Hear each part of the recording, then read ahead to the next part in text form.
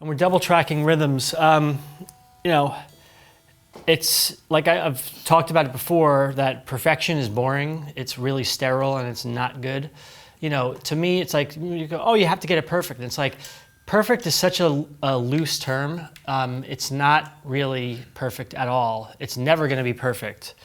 You know, most of the time, the difference in the time, even when we talked about before about time and delay and that like kind of like the things coming in at slightly different times, the imperfections is what makes it actually sound way bigger. If they're too tight, it actually makes the sound a lot smaller. So I never go for perfect. I really, again, I don't look at the screen. I go for, I'm listening between the two speakers or even sometimes listening on headphones and just feeling the way I'm looking, it's just an instinct, and it's really just, you have to do it to really feel it and to know what works for you and to go, oh, that feels right. And it's like, you know, everybody has a different spot. To me, this wide might feel, you know, like them being this much off, like however, if you want to quantify it by a time, like the guitars being, you know, 15 milliseconds off from each other. It's like, okay, that, to me, you know, without knowing a time, like saying, all right, that feels good. And to me, that might be 15 milliseconds, that might be 10 milliseconds, whatever it is, if you actually then zoom in on the screen and actually give it an actual time. But to somebody else, 20 milliseconds might sound better, or tighter might sound better. Yeah, and I can say, like, doing a lot of demoing and things that I'm not putting as much time into the process as maybe we would later when we're actually recording, I've definitely sat and tried to cut and paste things in order to just get through it or for writing purposes. And so often, more times than not, when I just drop a guitar hit right on a snare transient, it doesn't sound good to me. It's like, wow, that feels off. And then he can attest to this. A lot of these times that it does sound right, if you really zoomed in, you'd see that it wasn't really perfect. When it sounds perfect, it's not necessarily perfect visually on the screen. So you really do have to develop that ear. Yeah, and then going through that, when I say I'm punching in, don't be focused on the right spot. And I say that, again, not looking at the screen. When I'm actually, for me, when you're actually doing it in Pro Tools using the quick punch and just with a single button being able to like dink dink and pop in and out, you know, don't be focused on the right spot. It's just kind of like you're playing it almost like an instrument. You're feeling it, and like, you know, I mean, I've seen it before, you know, so many times when I used to be like in my old studio, Tracks East, and I wasn't on this, and I just had my little tape remote, and I would stand there and watch you, and I would just be like this, and like you're almost like a musician. You're sitting there and you're feeling it, and you're just going, and you're just like, no, I mean, but you're, I mean, you know, you see how I used to do that, just to like lean into the button and just like push, and it's like, it's almost a performance. You're just kind of like feeling it, and you're feeling it and dropping it on the beat. But if you're looking at the screen, you're never going to get that feel. I feel like that intention of, even as the engineer or producer, and like almost like the punch-in as a rhythmic thing, and like feeling where to drop it and what's going to feel right. And you know, sometimes the wrong punch can be the right one. Can be more musical. Yeah. So if you're self-recording, now there's lots of people that are self-recording and they can do a drop-in, a punch-in rather. And I'll show you how to do that really quick in case you don't know. So in Pro Tools, you have here on the screen, you have pre and post roll. So say you set for a, I don't know, 3 bars or beats, even though we're not really going by bars and beats here, but 3 bars and beats, and then maybe 3 out. Let's do 3 in and 3 out. And then you know that here's where you do have to look at the screen. You go, oh, okay, I know this part. This one, I know this one I needed to redo.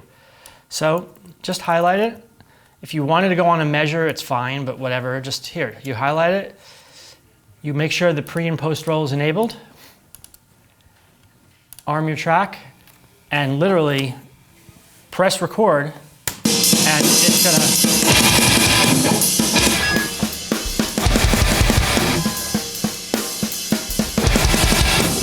how you're doing it. That's how you're doing it when you're recording yourself. If you were sitting there and you're working on guitars yourself, I mean, I've had to do it on records when I'm playing. I've actually played bass on some of the records I've produced, and I was punching in myself, and I'd have to like, oh, I got to drop in here, and I have to, you know, otherwise I'm standing there with the bass and I'm trying to do this, and that's not going to ever work. So I feel like setting up the pre-roll and post-roll with enough time for you, if you're punching in yourself, it's that same thing where you're not focused so much on I'm recording now. You just put it there, you give yourself enough pre-roll time, you hit record, and then you don't even look at the screen, and you just kind of feel it and just play along, and that's it.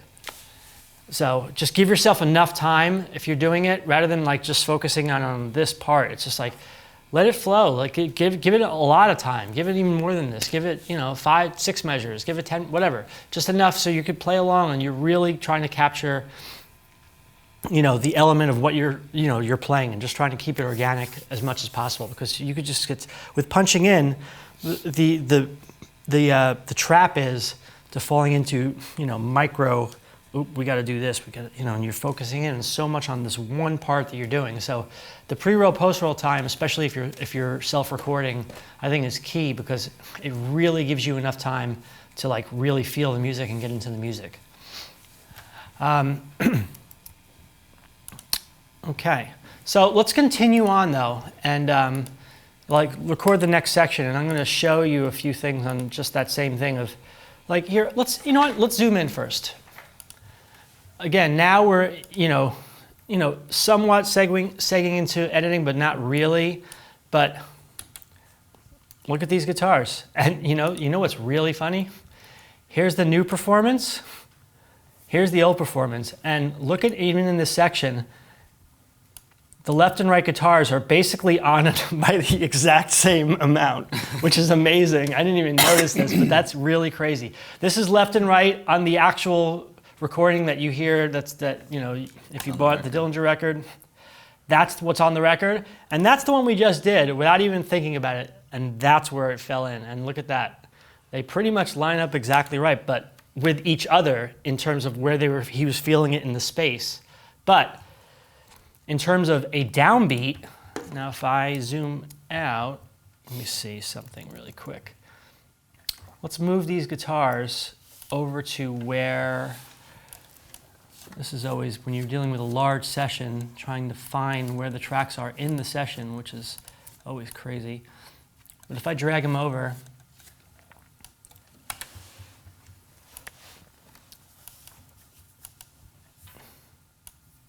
and now you look at it in relation to the kick drum, okay? That one's hitting with the kick drum. This one's way before, not way before, but it's before it. But does it matter? No, don't focus so much on, it has to be on the beat. It's just like what they feel like.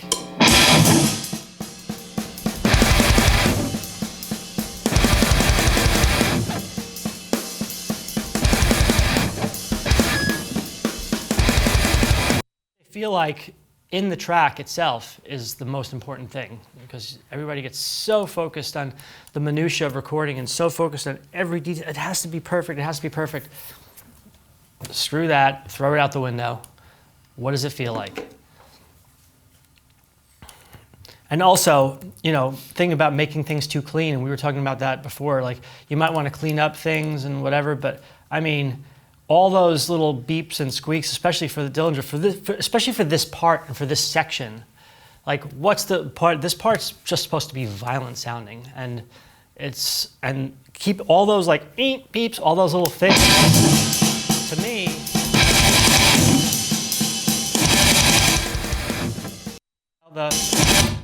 oh, I have pre-roll on. Haha, there we go. All that stuff. To me, yeah, all those little beeps and squeaks. On the original and that's well, that's what I'm saying. Like and they are completely. When you hear that, here's the original recording, and you hear there's cleanup in between, but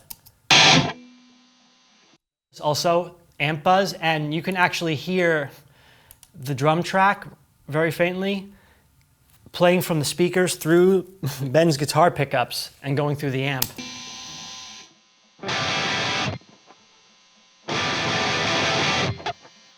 Little squeaks.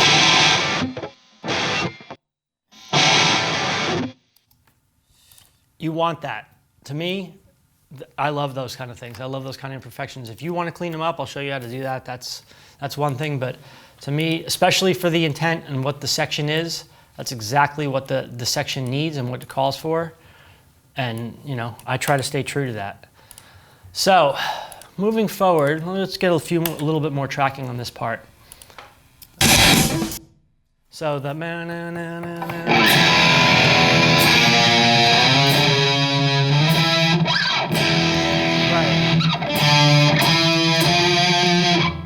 Okay, here we go.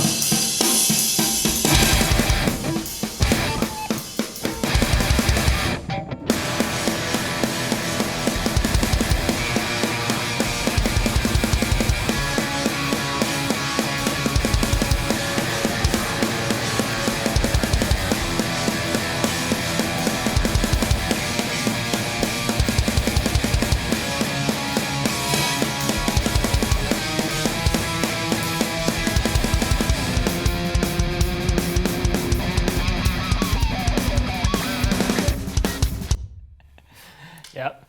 There's one spot where he slid. So overall, I mean, yeah, it's great, and it's just got a vibe to it. And so there, obviously, we'd like to fix that because that's not quite right. But the rest of it, we're keeping.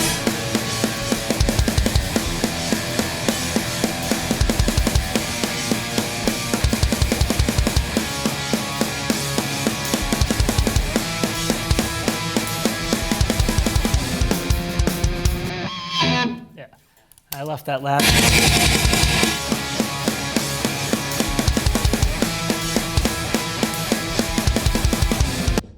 Let's just for showing demonstrations purposes about toning your hands. Right there, we're a little too strident, like it's a little too.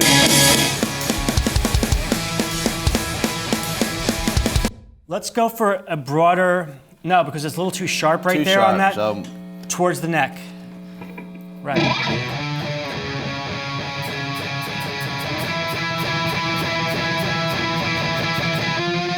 Well, for those who don't know, or I mean, most guitar players know this kind of thing, but maybe some recording people don't. And you know, we're again going back to the tonus from your hands. You know, if he wants maybe a brighter sound, he's going to go more towards the bridge. So show them like the difference where it's sounding. I can maybe even record it on its own back.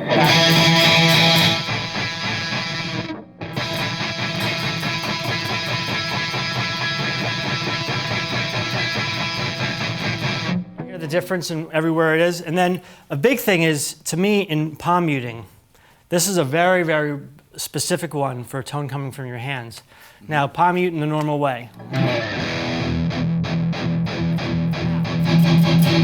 Generally in palm muting, you know, your hand is really pretty fixed out of position. You're kind of over the bridge, over the, like say the tunematic bridge here. You're kind of the flesh of your palm here. You're palm muting here. But where you're picking on that, now watch, just kind of do this and move around and show.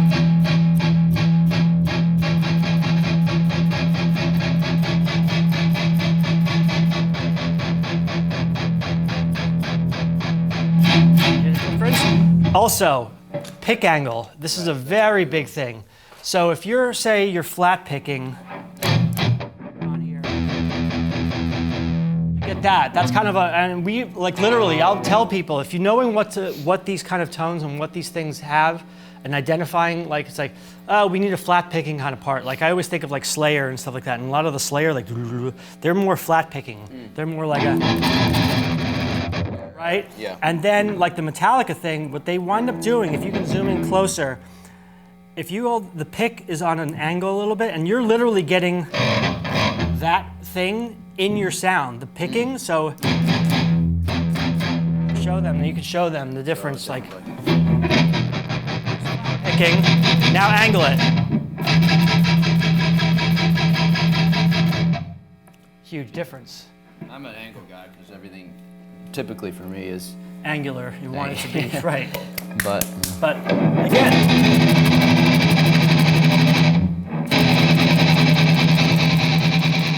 and both those those tones are really cool and they have their point, they have their sound, and it's, again, identifying that, knowing those techniques, how to get that out there, and applying that. You go, oh, we need this part to really kind of like sit below. And you go, oh, maybe go to a flat picking part, especially with like a fast, like doing like a more like a death metal or speed metal kind of thing. You know? Right. Or then like you going like Slayer style, not palm muting and going.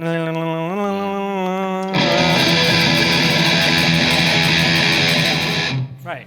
So. The pressure you put on the bridge. The pressure you put, right, the pressure you put on the bridge. You can dig in. The more you're digging in,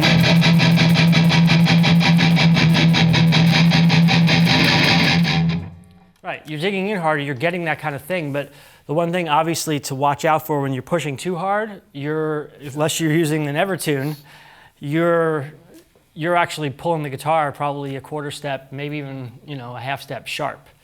Sometimes some of those, you really hear it. If you put a tuner on it, it's like, wow, that's sharp. It's very sharp. When you're troubleshooting things, like understanding these things can save you a lot of time, because most guys will end up going to the amp and trying to fix everything for hours, and it's just like, yo, move your hand. Move your hand. I have it so many times. I get guys in the studio and I watch them and they're like, how come I can't get that like sound? And it's like, and then I watch them playing and they're playing really soft and they're flat picking everything and they're like, and I'm like, dude, no, look, move your hand, move it around. It's like, and I would tell them, like, move it around, because every guitar is different based on the scale and the position of the pickups, because a lot of that is relative to where it's hitting in relationship to the pickup.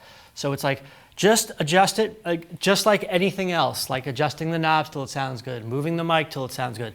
Move your hand, move your hand, move your hand till it sounds good. I mean, obviously there's a limit and there's a range, because, you can't, like, all of a sudden you're making the guitar player play in this awkward position he's never played before in his life. And it's like, that's not gonna do good. So then you have to kind of like readjust your parameters and go, okay, he's playing like this. He plays really soft and he can't really play any harder. What do I do to still get the sound that he's got in his head and he wants to hear? I mean, typically he hasn't done that. He's made me play better. And I've become a better player because of it. So right. I think, a lot of it is definitely, it's so focused on, like I said, what I do is focused on the player. But then there are times where it's like, you just know you can't get blood out of a stone. And it's like, okay, this guy is never going to play this hard. What if he's like the only guitar player in the band and he just doesn't play that hard? And you go, oh, what am I going to, you can't, it's like when it's raining outside, do you sit there and get mad at the rain, or do you put on, do you get an umbrella? Like, you have one or two choices. You could sit there and be mad about something that you have no control over. The what? I'm only $5.99 an hour. Call Ben, yeah. Oh, we could call Ben. He's, just get on a plane and from wherever he is in the world, and he'll come in on a session. No, but, it's, so you have to obviously be realistic about, to a limit. I mean, you have to define your parameters. If I know the guitar player is never going to pick that hard, it's like, okay, what do we do? How do we do it? Do we maybe put a tube screamer in front of him to like add a little extra attack, or use a compressor pedal coming out of the guitar? Because that's one way to do it. I don't have a compressor pedal here. I didn't think about that one, but that's definitely one. If the guitar player doesn't pick that hard, you can use the compressor pedal to add, just like I'm using it and sharpening the attack with the compressor on the mics. But you could do that before the amp and actually give a little more attack to the guitar player's sound. Or like a treble booster, maybe just an EQ, like a graphic EQ. The Boss graphic EQ is a perfect example. You want to give a little more edge. Like you could push that. It all comes down to EQ.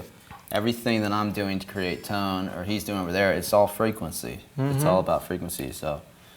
Yeah, absolutely. Yeah. And like I said, like the graphic EQ is a perfect one, because you're trying to get that same feeling and that same, okay, we need more attack, we need more brightness going into the amp. If the guitar player just naturally isn't that type of player and he can't get a bright sound coming out of his hands, so I'll need to like somehow supplement it. So use a graphic EQ. You boost the treble coming off the guitar so it's as close to coming from the source as possible, and then push that into the amp, because then the amp's going to react differently to how the guitar's played.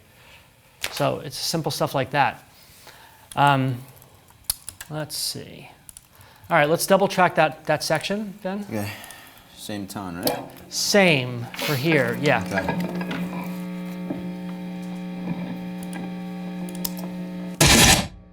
track.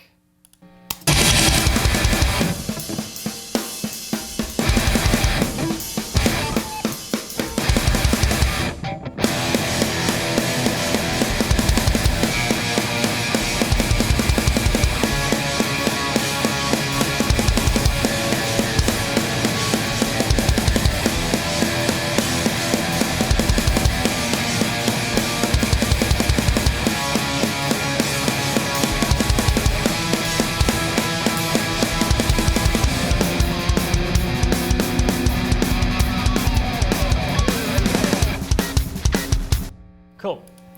So just as an instance, say, here's one for you. So let's hit on that end section, right? And ring it, but maybe we want to fade, do a little, like, just let it sustain, let it fade out. And that more natural. So, and perfect example, what I'll do in here sometimes is I'll literally, and it's just, I mean, I know it might seem really simple, but I will fade it out at the amp.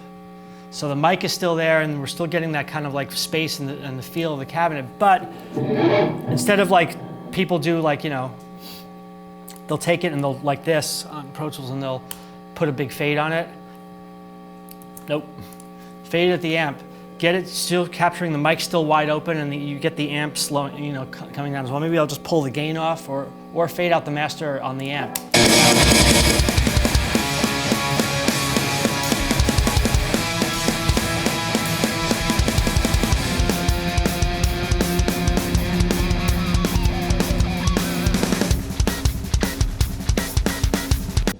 And I would much rather do that and fade it out at the source, or like, you know, sometimes they can fade it out on the guitar, but he'll be sustaining the guitar, so I might have to grab it and do that and just grab the knob and do it, or grab the knob on the amp.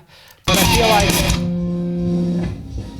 because that way you're getting the actual like distortion falling off rather than like doing a fade. And fading out to digital black, I think, is never a good thing. Like doing it like I showed you, just with a, you know, with that, I just feel like that's never, because that is terrible, to me is terrible. It's not. That's also ones and zeros as opposed to you fading in reaction to the music. Exactly. That's my point. And that's like a preset, like you just put it and it just does its thing and that's it. And it's like, it's not musical and it's not fun, to be honest with you. It's more fun for me to grab the knob and just go, wee, you know. But, and the same thing between again, going back to the original section, and I leave. Well, that's the new guitars that we just tracked. But going back to the old one, which again, tone coming from the hands sounds eerily similar.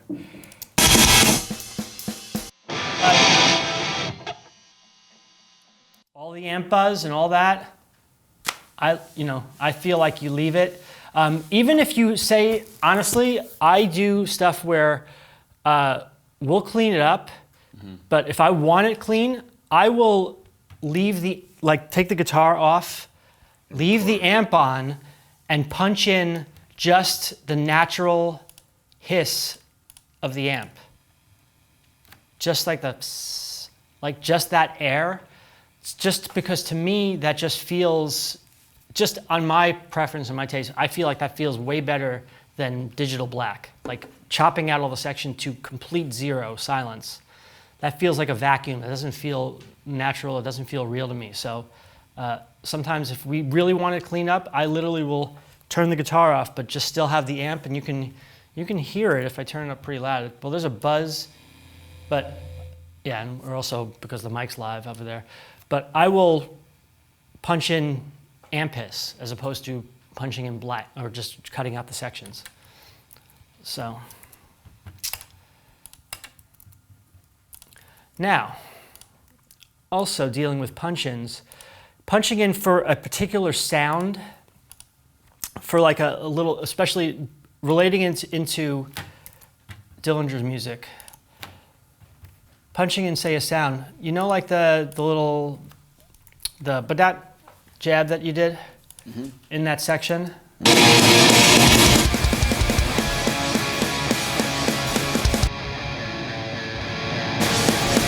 So you hear that? Well, I'm gonna go quiet, and then in that section, that dun dun dun dun dun, again, focusing on what the drums are.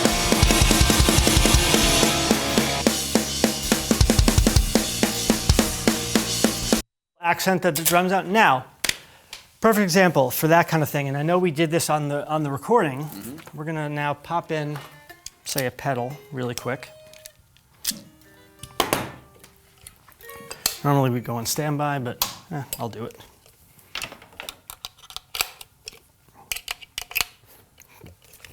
Ooh. Look out. Play. Let me see if I know. Are we? Go ahead.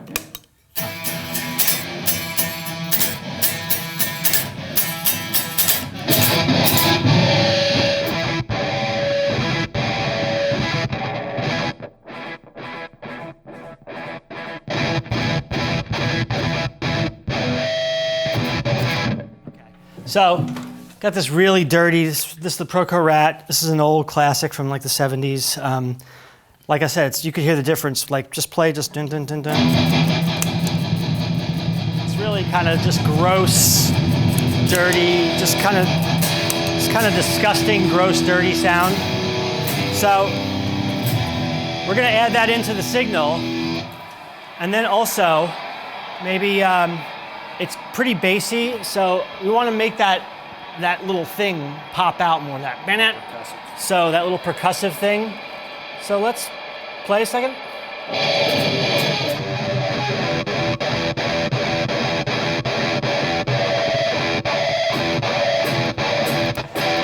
It's just oscillating like crazy. It's oscillating like crazy. Yeah. But maybe not the. Let me see. Let's go back off on the distortion. Go ahead. Cool. So now, also rolling out the guitar though helps too. Yeah. So we're just going for this like weird little odd kind of angular jabby kind of sound. And again, you bring it in with that. You might want to readjust your mic blend. I mean, I do stuff on the fly all the time, and obviously as an engineer. If you need to get back to this position, it goes without saying, use tape, if you need to tape up all your gear and mark off your settings, so you need to jump back to that. I know it's simple stuff, but, a lot of stuff I do is so, as you can see, is so kind of stream of consciousness. We're in there and I'll be just like, hey, we need to pop in that section. We need to make those jabs happen. And again, sticking to committing, I will punch in, we're gonna punch in with just that one little sound for that one little spot in that thing, so it jumps out at you. So, and I will literally switch to it just because I don't want to forget it later. I'll be like, let's just do it right now. And so you obviously, hopefully chart all your your sounds and the blend between the mics and everything like that, so you can jump back to it and then keep going back with the original tone that you worked with. But for this case, let's say even on this, now remember when I was talking about going the mic preamps going into the mixer, and you had the option for EQ. We do here. So right here, I'm going to roll off a little bit low, and I'm going to just give it some extra highs, just for. I mean, I know it's not the proper thing, but it's, I don't know, whatever's feeling. Play it a second.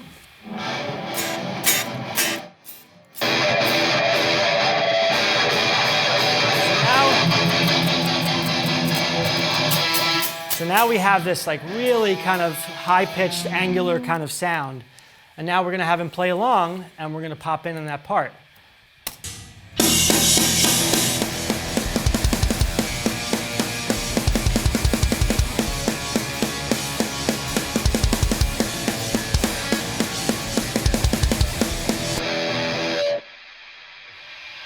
And that kind of stuff, even if, it's one of those things when you dissect what we do with the band,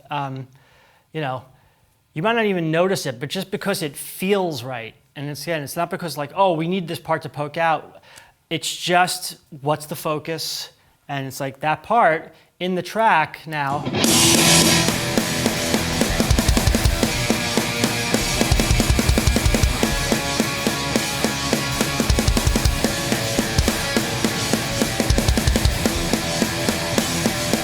just, it's just giving that, I'm just going for that look and for that feel of just like, what's that little purpose, and just serving what the part is.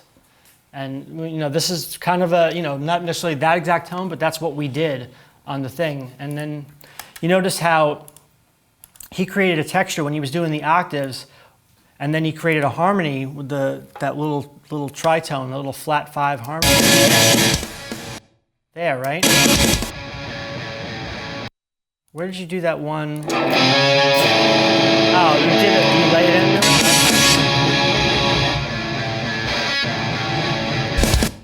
It's a little loud, but when you hear it in the track with the two guitars playing together, it's just gives that for that part, and it's just.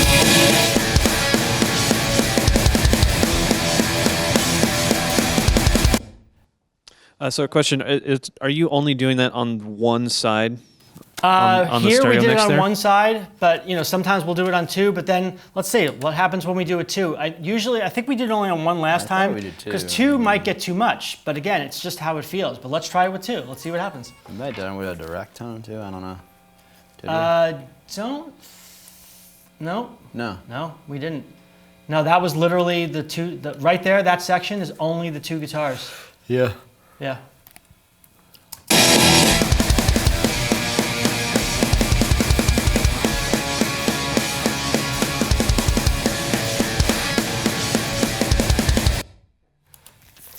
Might be a little too much. Again, what's the focus? So it's all to your personal taste and to what the artist is.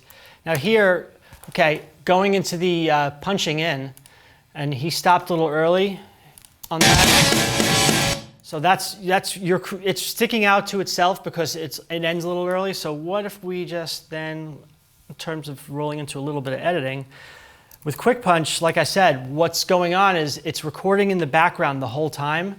So if I drag it out, wherever I actually started playback, that's where we actually were recording from the whole time. He was playing along the whole time, but we only uncovered this tiny little piece. So if you don't want it to stick out as much, obviously bring over this region and just try and pull it in. I feel like it's almost, but again, I'm pretty sure we only did it on one track on the original, because I feel like that draws too much right there. Now that draws too much attention to it. But that's only to our, to my taste or his taste. That feels like, it's too much. But to your taste, it might be amazing to have both of them go, But, so, yeah, again, it's no rules. It's not, it's not ever something that I go, we think about it so much. It's just what's feeling. And hopefully everybody can, you develop that muscle of just going, really, it's all a flowing kind of thing, and just, let's do this. All right, now let's switch back, and now let's switch back. We'll go back and just zero out our EQ. And again, I didn't mark our settings, so I don't really know exactly where we had everything, but I'm pretty close. But play a second.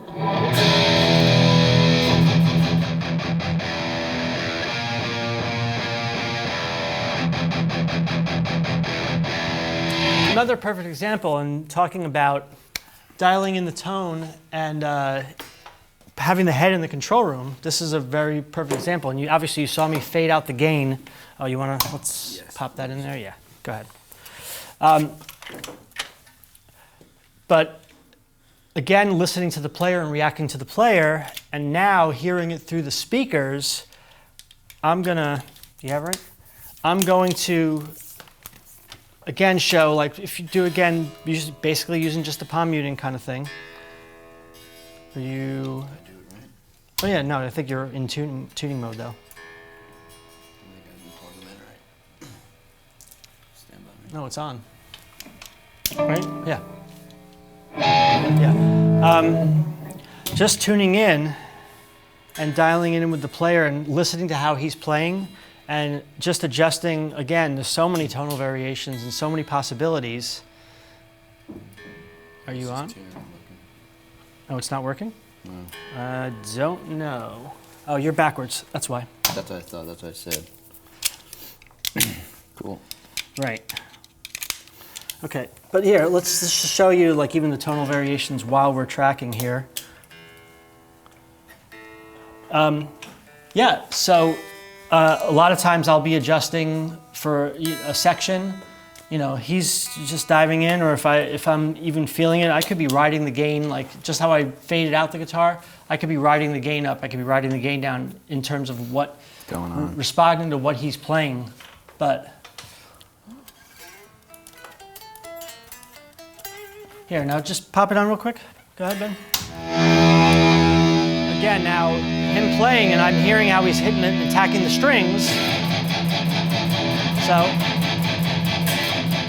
I want to dial in some more low end. How's he reacting?